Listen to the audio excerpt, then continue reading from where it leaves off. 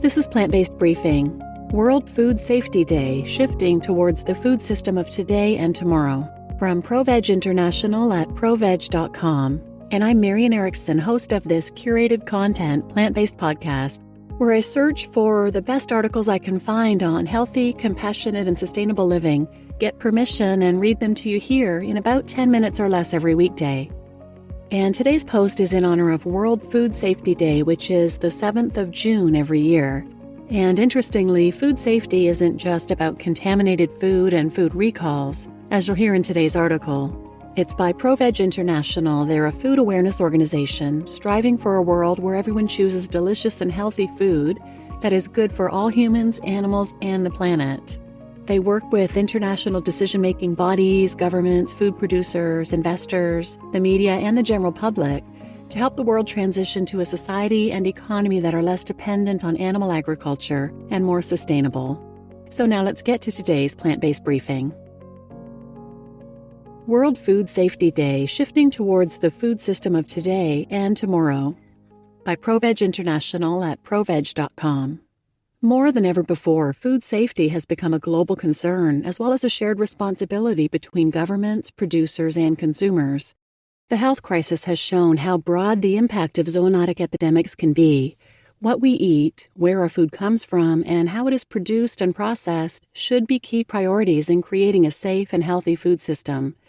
Today is World Food Safety Day, and an appropriate moment to stress the importance of moving towards plant-based diets so that our food systems can become more sustainable, resilient, and healthier. Farmed and wild animals as food. Recognizing the connections between the health of humans, animals, and the environment is essential in creating a safe and healthy food system.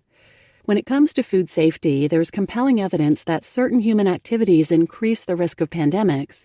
In previous blogs, we explored some of these, including the destruction of ecosystems and loss of biodiversity, the use of wild animals as food, and last but not least, the use of farmed animals as food.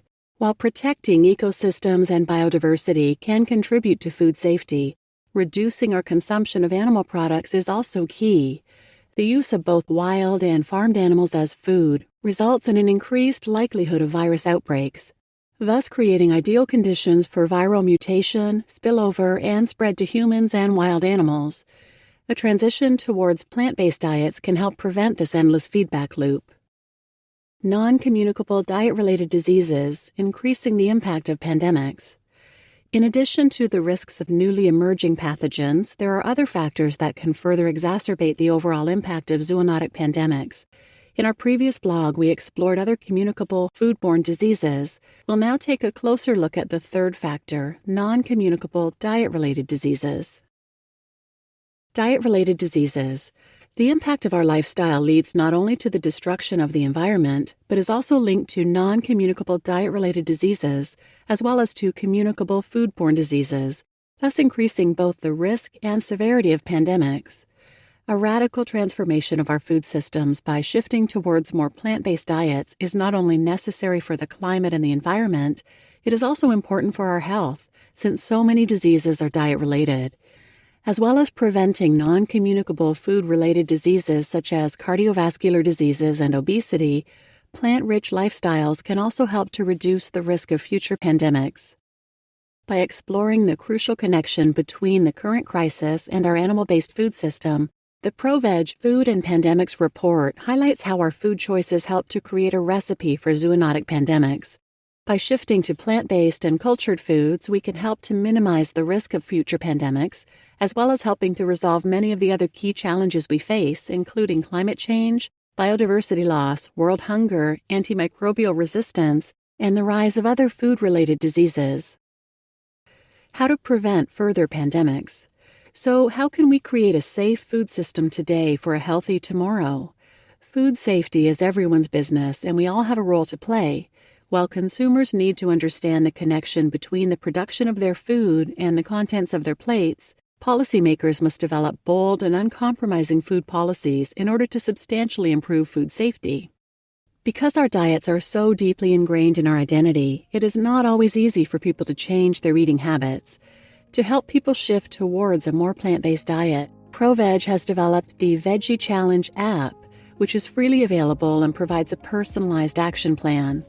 For policymakers who need strong scientific evidence to institute new policies, ProVeg has published the Food and Pandemics Report linked here, which provides all the information you need. You just listened to World Food Safety Day, Shifting Towards the Food System of Today and Tomorrow by ProVeg International at proveg.com. And I'm your host, Marian Erickson. And I like how this article points out that food safety isn't simply what I often think of as recalls for tainted food. Our entire animal agriculture system is fraught with issues for food safety. Often in the U.S., we have recalls of food, both animal parts and produce, that have Campylobacter, Salmonella, E. coli. The produce sometimes gets contaminated where it's processed, but sometimes it's contaminated in the fields from animal agriculture and manure washing over it. But it's interesting that food safety isn't just about keeping our food from being contaminated. It's about our entire system and how our animal agricultural system causes zoonotic diseases and pandemics, the destruction of ecosystems and biodiversity, antibacterial resistance, and our food is also unsafe if you consider the food-related diseases it causes, like diabetes, heart disease, hypertension. So our food system today that's based on animal agriculture is not safe. If you're interested in some documentaries, some newer ones out that I recommend are Eating Our Way to Extinction, They're Trying to Kill Us, and The End of Medicine, and I'll link those in the show notes as well. So check those out if you're interested, and please share this episode with anyone who might benefit, and thanks for listening.